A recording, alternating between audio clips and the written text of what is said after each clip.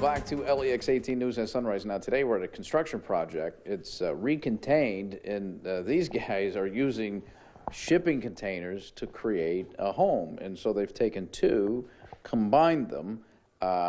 We've talked about how it's going to be cooled and heated. You're talking about a unit that really is only half the size of what you normally need, right? Absolutely. For a space this well insulated of this size, you could heat it with a block of ice and a window fan. So we had to be very mindful of how we did that. So we've got a super high efficient LG, what's called a mini split heat pump, and that's putting the heating and cooling in. And then we're using ceiling fans on each end of the space to help to make that heating and cooling even.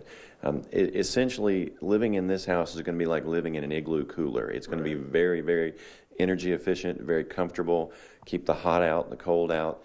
And because we don't have any forced air duct system, we're not going to have the issue with dust and allergens and things. So it's going to be a very healthy place to live as well. Yeah, it's really a green project from start to finish, isn't it? Well, this is what we call net zero ready. This place is so energy efficient, and it's pre-wired, so if the end user, the buyer, decided to, that they could put a small amount of solar panels on the roof and have no electric bill whatsoever.